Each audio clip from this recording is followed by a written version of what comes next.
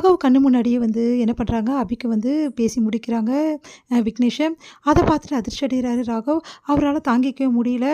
என்ன பண்ணுறதுன்னு தெரியாமல் அப்படியே பார்த்துக்கிட்டே இருக்காரு. என்ன பண்ணுறது ஒன்றும் புரியலையே அப்படின்னு சொல்லிட்டு அப்படியே பார்க்குறாரு.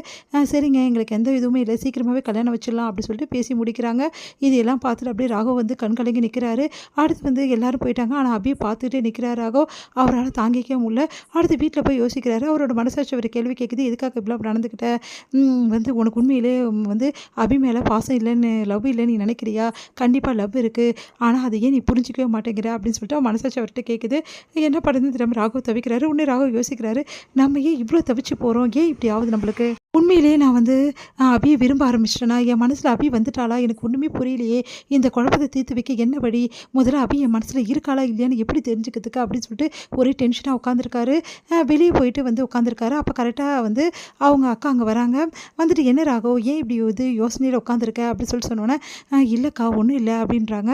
இல்லை ராகவ், உனக்கு முகமே வாடி போயிருக்கு, என்ன விஷயம் சொல்லு, உன் மனசில் என்ன இருக்குது அப்படின்னோடனே, இல்லைக்கா எனக்கு ஒரே ஒரு விஷயம் மட்டும் சொல்லுங்கள். இதில் வந்து என்ன விஷயம்னு கேட்குறாங்க. சரி, இப்போ மனசில் வந்து யாராவது நம்ம நினச்சிட்ருக்கோம், நம்ம லவ் பண்ணுறோன்னா எப்படி அதை நம்ம தெரிஞ்சுப்போம், உண்மையிலே வந்து லவ் பண்ணால் எப்படி தெரிஞ்சுப்போம், ஏன் உனக்கு தெரியாத, நீ ஆல்ரெடி லவ் பண்ணியிருக்கல?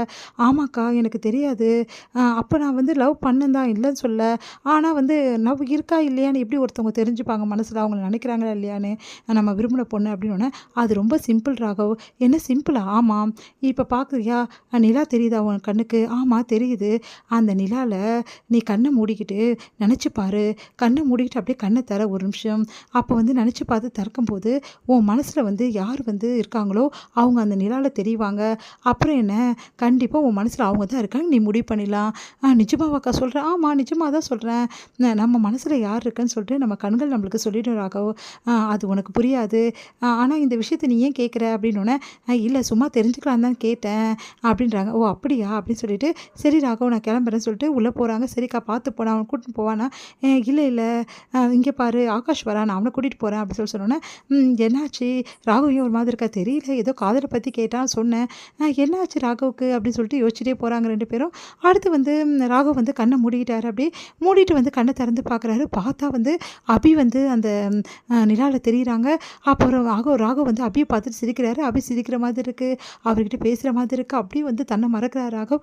அப்போ அபி என் மனசில் ஃபுல் அண்ட் ஃபுல் வந்துட்டா, அபி இல்லாமல் என்னால் இருக்க முடியாது, கண்டிப்பாக அபிக்கிட்ட நான் காதலை சொல்லணும், ஆனால் இப்போ சொன்னால் நான் தப்பாயிடும், அதனால் நான் அபியை விரும்ப ஆரம்பிச்சிட்டேன், எனக்கு நல்லா தெரிஞ்சு போச்சு அப்படின்னோடனே மனசாட்சி வந்து அவர்கிட்ட வந்து சொல்லுது, பாத்தியா ராகவ், நீ விரும்ப ஆரம்பிச்சுட்டு நான் சொன்னேன்ல, ஆமாம் நான் ஒத்துக்கிறேன், உண்மையிலேயே அபி நான் விரும்புகிறேன், ஆனால் அபி எனக்கு கிடைப்பாளான்னு தெரியலையே, முதல்ல உன் காதலை நீ சொல்லு, அப்புறம் கிடைக்கல பார்க்கலாம், இப்போ எப்படி சொல்ல முடியும், அவளை கல்யாணம் முடிவு பண்ண போகிறாங்களே, முடிவு பண்ணலைல்ல, கல்யாணம் ஆகலைல்ல, அதனால் தைரியமாக சொல்லு, ஒன்றும் ஆகாதுன்னு சந்தோஷமடைகிறார் ராகவ்.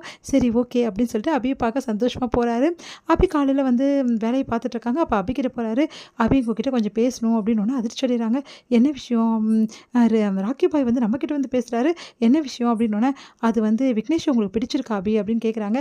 எத்தனை வாட்டி இதே கேள்வி கேட்பீங்க, நான் அதான் சொல்லிட்டேன்ல, எங்கள் அம்மா அப்பா தான் முடிவு பண்ணியிருக்காங்க, எனக்கு எந்த விருப்பமும் கிடையாது, விரும்பவில்லை, எனக்கு அதை பற்றி யோசனையும் கிடையாது, எனக்கு வேலையில் தான் ஃபோக்கஸாக இருக்கணும், ஆனால் இதை யார் புரிஞ்சுக்கிறா அப்படின்னோடனே, இப்போ உனக்கு விக்னேஷ் மேலே பெரிய விருப்பம்லாம் ஒன்றும் கிடையாது அப்படி தானே அப்படின்னோடனே, ஆமாம் அதுதான் உங்களுக்கே தெரியுமே அப்படின்றாங்க.